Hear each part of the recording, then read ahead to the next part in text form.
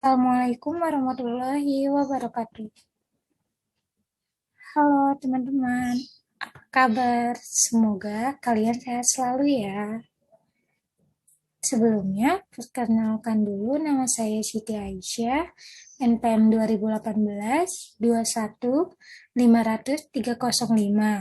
Saya dari R6D, Program Studi Pendidikan Bahasa Indonesia, Fakultas Bahasa dan Seni, Universitas Indah-Prasta PGRI tahun 2021. Di sini saya akan menjelaskan tentang aneka semiotik, mata kuliah semantik bahasa Indonesia. Sebelumnya, terima kasih untuk dosen pengampu Bapak Irwan Siagian, MPD. Mari kita lihat selanjutnya. Sebelum kita membahas tentang aneka semiotik itu apa, kita terlebih dahulu membahas sedikit pengertian semiotik menurut para ahli ya. Semiotik menurut para ahli. Menurut Hart 2011 halaman 3.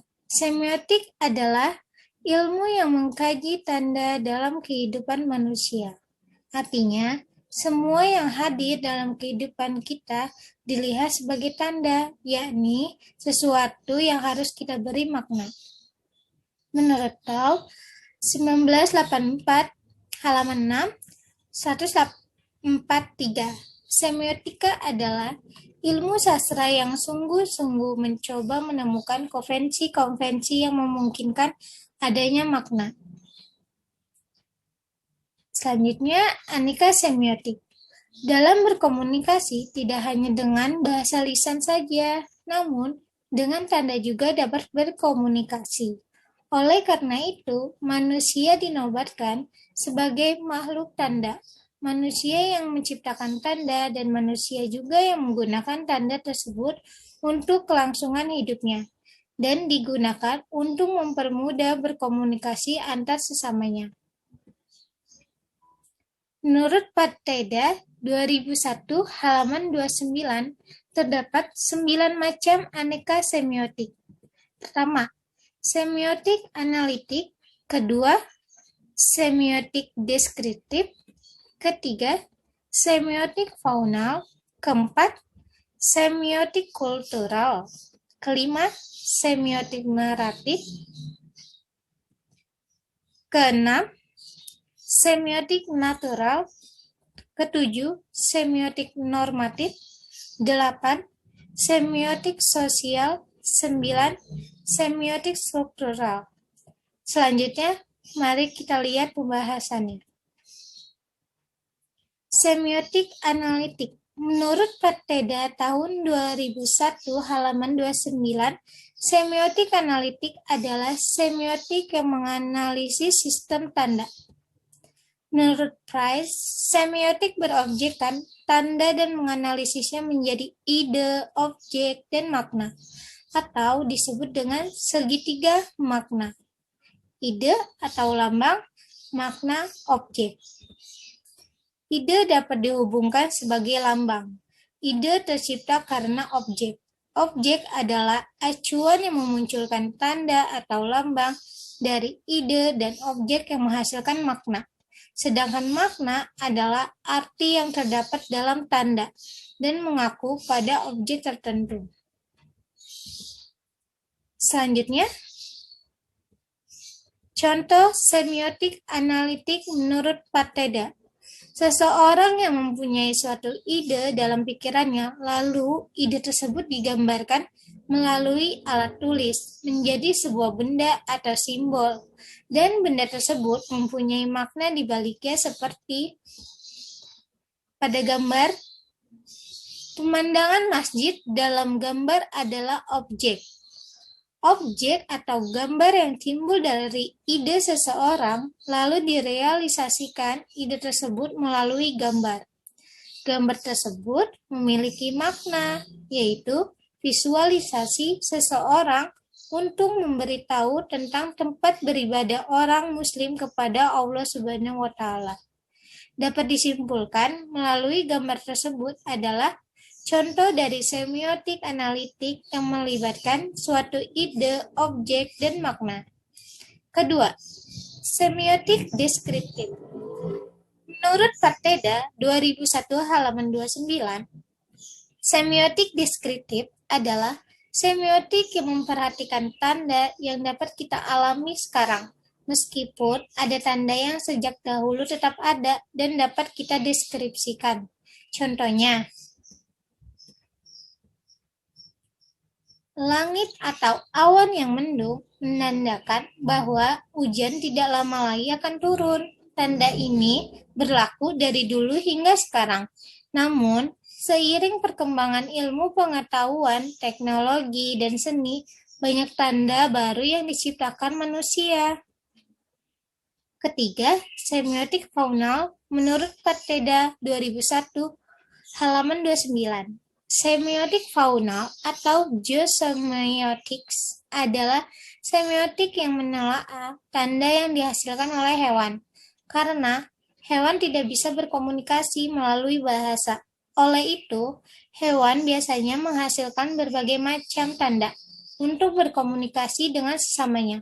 Tetapi, dari tanda tersebut sering menghasilkan tanda yang dapat ditafsirkan atau dipahami oleh manusia. Contoh semiotik faunal menurut Parteda. Suara anjing menggonggong. Suara anjing menggonggong pada malam hari juga sebagai penanda atau tandanya yang ingin ia sampaikan ke manusia bahwa anjing tersebut melihat hantu. Dari tanda tersebut dapat ditafsirkan oleh manusia karena anjing mempunyai indera yang kuat untuk mendeteksi makhluk abstrak. Semiotik kultural. Menurut Parteda 2001 halaman 29, semiotik kultural adalah semiotik yang khusus menelaah sistem tanda yang berlaku dalam kebudayaan masyarakat tertentu. Budaya yang terdapat dalam masyarakat menggunakan tanda-tanda tertentu yang membuat berbeda dengan budaya pada tiap-tiap masyarakatnya. Contohnya, semiotik kultural yaitu masyarakat Bali mempercayai setiap rumah yang dikelilingi bunga Kamboja akan bertanda mendatangkan rezeki. Selanjutnya, semiotik naratif menurut Parteda 2001 halaman 29. Semiotik naratif adalah semiotik yang menelaah sistem tanda dalam bentuk narasi yang berwujud mitos dan cerita lisan atau folklore. Contohnya,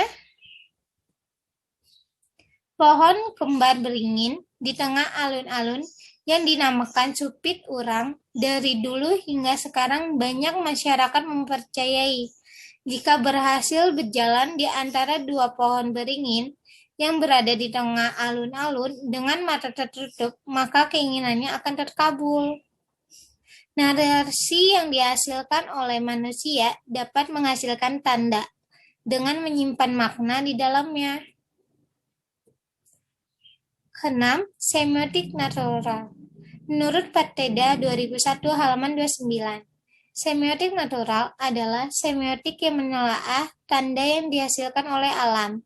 Tidak hanya makhluk hidup saja yang menghasilkan tanda, alam pun dapat menghasilkan tanda juga.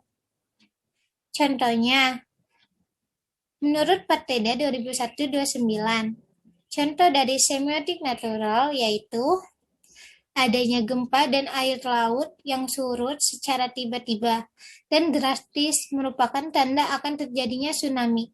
Jadi seperti itulah contoh dari tanda alam yang dapat ditafsirkan oleh manusia. Selanjutnya, semiotik normatif menurut Parteda. Semiotik normatif adalah semiotik yang menelaah sistem tanda yang dibuat manusia yang berwujud norma atau peraturan. Norma digunakan sebagai panduan atau aturan manusia dalam bertingkah laku. Ada berbagai macam norma yang diciptakan dalam bentuk tanda. Salah satu tanda bentuk norma yang sering kita temui saat ini yaitu dalam keadaan COVID-19 ada di tempat umum seperti mal dan transportasi umum. Seperti salah satu tanda yang ada di gambar tersebut, yaitu memakai masker saat berada di tempat umum atau di transportasi umum. Tujuannya agar terhindar dari virus corona, maka masyarakat harus mengikuti norma atau peraturan yang tersedia. Jika tidak memakai masker, maka orang tersebut tidak dapat masuk ke dalam tempat umum atau menaiki transportasi tersebut. 8. Semiotik sosial.